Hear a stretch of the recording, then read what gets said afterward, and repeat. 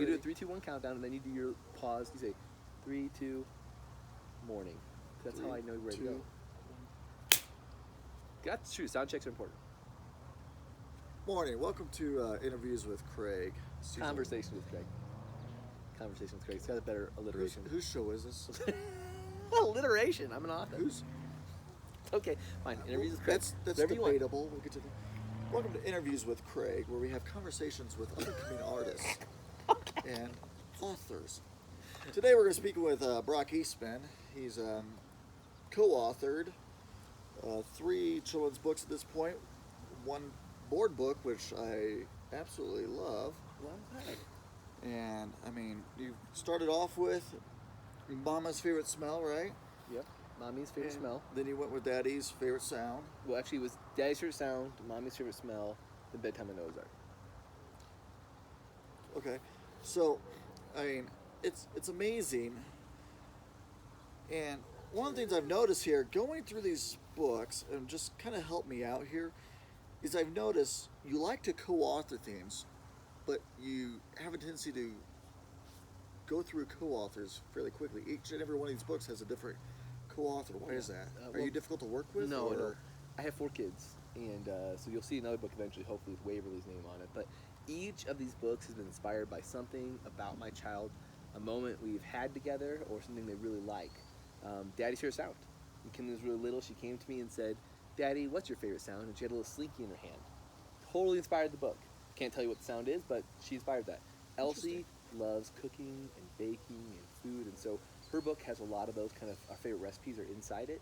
And Bedtime and Noah's Ark is just based on a routine that I did to help Declan learn how to brush his teeth. Oh, so you like to use your kids to write books? Yeah, absolutely. I think it's a good family thing to do together. Yeah. Good daddy-child relationship building. Using your kids like that? Yep. Seems... Okay. All right, so, and I've noticed your illustrator. Yeah. You got David Miles here, and then you switched to Lee Holland. Yeah. A little bit of a turn there for Bedtime on Noah's Ark. Now, I do know from Buddy, who's an author out in New York, he's worked with Miles Finch, and Miles can be fairly difficult to work with. So, do you have a problem working with Miles there? No. David Miles is not Miles Finch. David Miles. Miles Finch. No, They're both Miles. I think one's a last name and one's a first name. So David Miles last name, Miles Finch first name. They're not the same person. Miles. No. And David Miles was not difficult to work with. He was fabulous. We only switched to different illustrator because we went to a board book, and I felt that Lee's style matched this kind of younger age board book better than where we were at with these books, which are slightly older picture books. All right, so what you're telling me is Miles Finch, the video I saw when he was working with Buddy and how difficult he can be, it's not... I don't think that's real. I don't think he's a real person.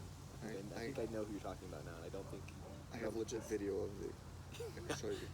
Well, I don't think he's... I mean, I've seen that video. Well, okay. All right. So let's... This book, Bedtime on Noah's Ark, let's focus in on that. So we have Noah's Ark. It's a biblical story, and it was a catastrophic time. Yeah. I mean, God wanted to destroy everybody on the earth, and it's a worldwide flood. Yeah. I mean, everything's tossing and turning, and you chose this story for children. Yeah. Explain that to me. Well, I mean, I didn't come at it from that angle of the, what the worldwide destruction was and kind of God's judgment on the people of Earth, except for Noah and his family. I came at it because the routine that Declan and I did is based on animals. And so I looked for a story in the Bible that could be connected to provide kind of that inspiration and those God moments at bedtime that we look for by using the ark and Noah and what that would look like. But then incorporating animals into the routines. Because kids, they relate to animals. They love stuffed animals. I see that you've got your sloth over here. People love animals. So I thought by having animals in each scene, kids could relate to that. Then tying it into a biblical story allowed us to put in those moments of prayer and talking to Jesus and kind of that aspect, too, to our bedtime moments. Because for my family, those are all really important bedtime moments. Is going through the routine, but also keeping it sort of centered on God as we go through our day. And so bedtime's an important part of that. That's amazing. I Yeah. like that. Yeah, So I hope that. yeah, I mean Lee Holland here, he really did an amazing job of taking this catastrophic time of death and turmoil and making it look real peaceful. He did a great job. I mean, and even the cover shows just peace. Yeah, I mean, I see these huge waves here on page 1, but I mean, the stars and the moon. I mean, I just feel calm. Yeah, peaceful. and that's kind of the idea with a bedtime story, is to help your kids start to calm down and relax. Yeah. So let's kind of. I don't want to go through page by page here. Because I do think people need to get this book and read it. I mean, just see it for themselves. Actually, put their hands on it. I mean, this is really sturdy and I mean, really well built. Yeah, well, it is like a board book, and my paper books tend to rip. Well, 0 to 4 is the kind of the age here, and little kids are really tough on their books, and this is 4 to 8, and those kids are typically able to handle a paper page a little bit better. So that's kind of why we chose those two media. So unless you're chewing on your books, I would expect that you should be able to handle those books pretty well. See, I'm not capable of paper. I don't know. You said they tear a lot for you, so They don't hold up as well. yeah. Well, but maybe you should stick with board books then. So, moving on. Page 2 here, you go, so listen as carefully as a deer. Yeah. Explain that to me, because when I'm thinking of something that can hear fairly well, I mean, we have whales and dolphins in the ocean with echolocation and bats and the pitch black at night. They can hear so much better than a deer. Why a deer? Well, I like deer. I grew up in the Midwest, but it came from a moment when I was a kid. A lot of moments in my stories come from either life moments for me or life moments from my own children. And when I was growing up, our teachers would always tell us, listen carefully like a deer, make your deer ears. And so they do this little thing, and it'd help you like grab some sound. And so deer ears. Have you ever done deer ears? Tell your kids to do deer ears? No, I tell them to listen. Oh, well, that's the idea behind that. It was a way to incorporate it. And that's the first start, right? Beginning of our bedtime routine. We want you to listen to the books. We're instructing the child to listen carefully like a deer. Okay. Yeah. So, and then we go on to most families have a routine at night when it's getting ready for bed, especially with kids, where they're dirty and things like that. Now, I've been to the zoo. I'm sure all my viewers have been to the zoo. And you say you're scrubbed like a monkey. I'm sorry. Monkeys are stinky. They're messy. That's true. Why? Explain this. Yeah, I mean, you have a good point. Monkeys are stinky, but the idea is that monkeys, you see them like scratching, and they touch everywhere. They can reach every part of their body, and the idea is that we want to clean everything. We want to make sure everything's clean. You always tell your kids wash by their ears because they always forget about that. It's like the old saying, right? Same idea here. That monkeys can just they touch and they can reach every part of their body. Get it all clean. So scrub like a monkey. Get everywhere. Oh, okay. Kind of like the idea. All right. Yeah. I mean, looks like Noah's Ark here. They just love to stay clean and everything. Yeah. I mean, the lion's a little nervous about the water, but yeah, I see that. And then, towards the end of the scene, you have elephants spitting on people and these foxes and dogs shaking everywhere. Yeah. So. Yeah, I do say, rinse off like an elephant because they spray water. Kind of fun, like get it all rinsed off. Get soap on. You don't want soap on your body. And the dog, have you ever stood by a dog when they shook off water? Yeah, it's dry. It's not fun. Yeah, so we don't get water everywhere, right? We want to use our towel and dry off. And, we don't want to get all over the bathroom and make a mess. Just to clarify, you're not telling kids or families when they're going to rinse off not to spit on each other like an elephant. No, definitely not. Definitely not saying to spit on each other. So this is kind of like a illustrated figure of speech type thing. Yeah. And that's a really good editorial point. But yeah, I'm hoping they don't take it literally as in spitting on each other. Okay. All right. So I don't want to go through this and give the story away scene by scene, but it'd be good. You have a scene in here now.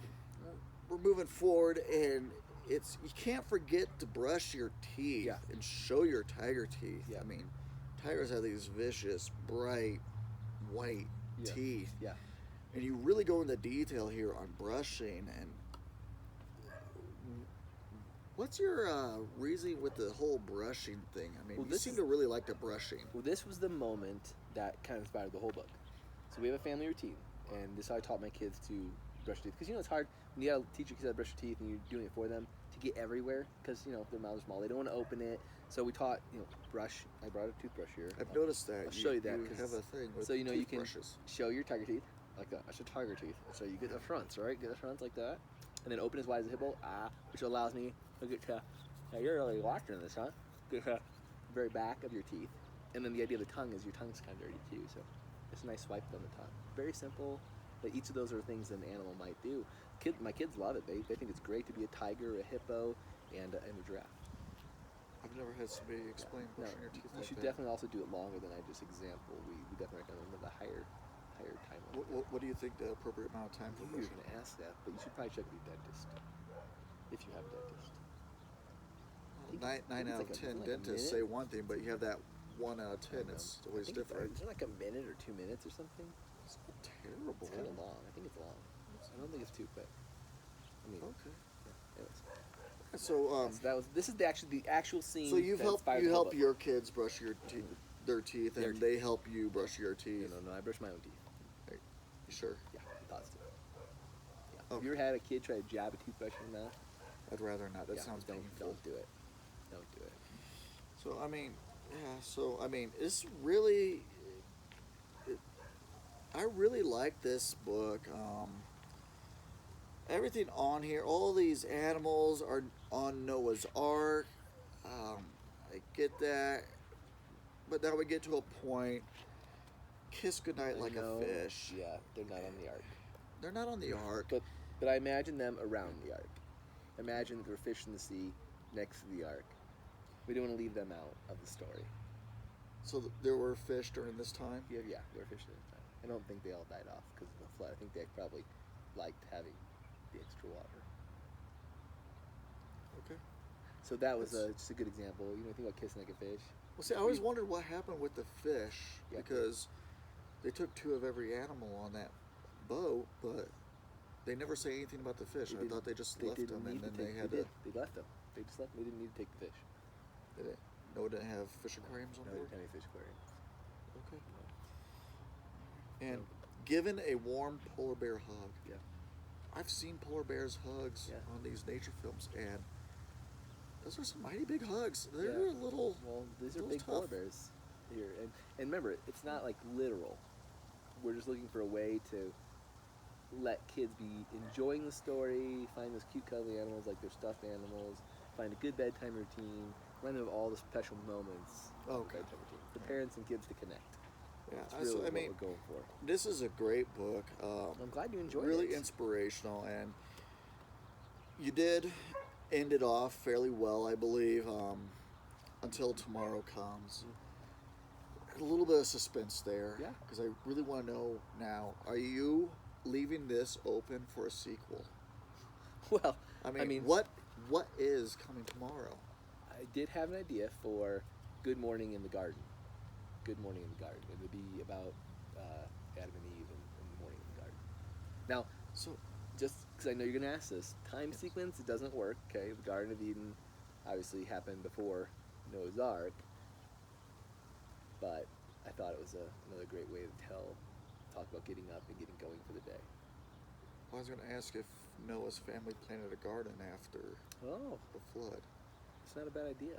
Why do you think I have my timelines wrong? Can I take that story? Can I use that? You seem to take your children's stories. Might as well take mine. Well, thank you for coming, having this interview with me today, Brock. It's been a real pleasure. Yeah, I hope you thanks. come back again. I do look forward to the sequel that's coming. Yeah. So, great book. I recommend everybody grab a copy. The Bedtime Noah's Ark tends to hold up a lot better than some of his other ones, but they're all great books. So, thank you very much. All right, you have a good day. Yeah. This has been interviews and conversation with Craig. We look forward to seeing you guys again soon, and thank you for spending your morning with me. Have a good day.